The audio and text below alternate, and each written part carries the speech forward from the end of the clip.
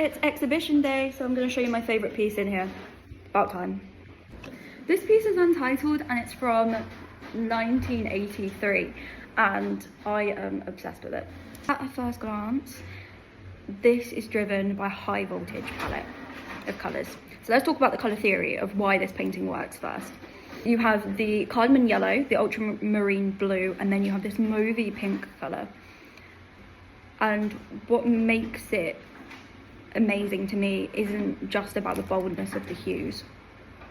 It's about how they interact and the relationship between them. So you have primary opposition. So you have the yellow and the blue. They're two of the three primary colours, obviously. And then when placed together, without the red to complete the set, they create a sort of magnetic visual tension. The blue recedes and the yellow advances. So your eye is pulled in both directions. Obviously blue adds depth, whereas yellow stands out.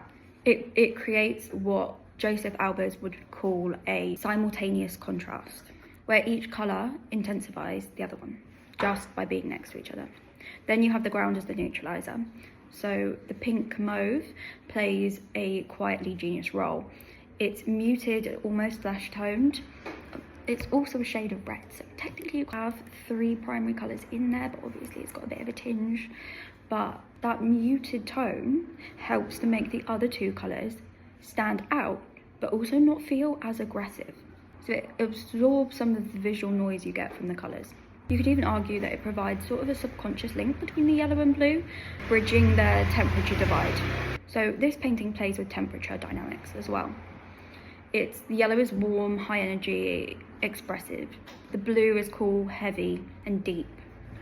These colours, Gear doesn't blend them. He lets them clash, scrape, and overlap, and that's really important. The friction between the warm and the cool gives the work such an emotional dimension, and to me it feels really calming. So the saturation and shape, both yellow and blue are highly saturated, especially against the subdued background. Gear doesn't draw with these colours.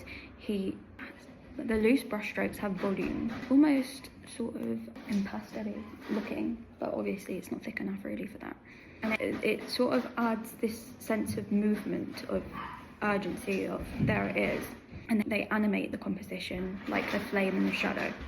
Also, just as a reference for like the opposite, like look at the white background with the yellow and blue. It makes such a difference. It feels so much more aggressive, but yeah, let me know what you think.